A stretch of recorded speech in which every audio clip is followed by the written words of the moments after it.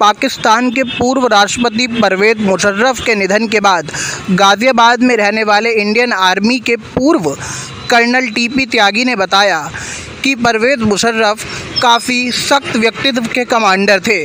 उन्होंने अपने देश को मजबूत किया, लेकिन इसके साथ ही उन्होंने भारत के लिए जो भी रणनीति रची उसका भारतीय सेना ने हमेशा ही मुंहतोड़ जवाब दिया।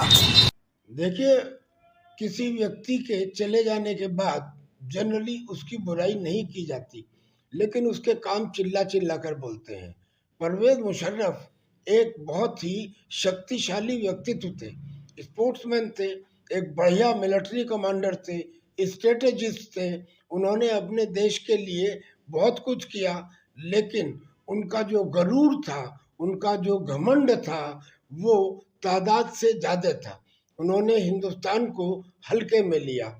दरअसल में जब अटल बिहारी वाजपेयी पाकिस्तान गए थे आपस में एक दूसरे के साथ मित्रता का हाथ बढ़ाने के लिए, उस समय परवेज़ मुशर्रफ ने उन्हें सैल्यूट करने से भी पहले मना कर दिया था। और जब ये बातचीत चल रही थी शांति की, उस समय परवेज़ मुशर्रफ ने कारगिल वाला चक्रव्यूह रचा, जो शायद वहाँ की सरकार को बताया नहीं गया था। कारगिल के अंदर जो षड्यंत्र रचा गया, जिसकी वजह से हिंदुस्तान को नुकसान हुआ, अगर उसके लिए कोई एक मुख्य किरदार है तो वो परवेज़ मुशर्रफ है। लेकिन परवेज़ मुशर्रफ की तारीफ करनी होगी कि उन्होंने अमेरिका से मिलके 2 काम हारने के बाद भी करवा लिए। हम कारगिल जीतने के बाद पीओके को लेना चाहते थे, लेकिन अमेरिका से दबाव डलवा के हमारी ऑपरेशंस को रुकवाया गया। दूसरा, जब पाकिस्तान के जो सिपाही थे और जो आतंकी थे, जो पकड़े गए थे और वार में हम जीत चुके थे और वो वापस जाना चाहते थे, तो फौज में एक स्टेज होती है एक्सप्लॉइटेशन।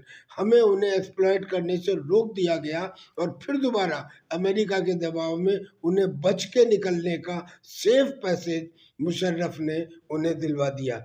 अपने देश के लिए, पाकिस्तान के लिए उन्होंने अच्छा किया, वो एक अच्छे लीडर थे, लेकिन हिंदुस्तान के साथ जो उन्होंने धोखा किया वो हमेशा याद रहेगा। ये बताइए कि आर्मी प्रमुख के बाद वो राष्ट्रपति बने, कहीं न कहीं इस चीज़ ने उनमें गुरूर डाल दिया कि वो आर्मी के दबाव में आकर अन्य देशों पे भी विजय पा सकते हैं और उनसे लड़ सकते हैं। लेकिन भारतीय सेना ने हमेशा उनका मुँहतोड़ जवाब दिया इस घमंड का।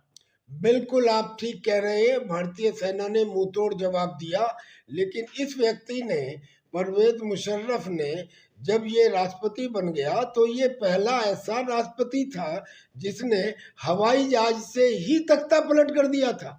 नवाज शरीफ का तख्ता पलट इन्होंने तब किया जब ये बाहर से पाकिस्तान में आ रहे थे, और जब हवाई जहाज में ही थे तो उसे कहा जाता है कि हवाई जहाज से तख्ता पलट करना एक नई चीज़ की। प्रेसिडेंट बनने के बाद में इनके अंदर बेइंतहा गरूर आ गया। इन्होंने पूरे कॉन्स्टिट्यूशन को, संविधान को सस्पेंड कर दिया।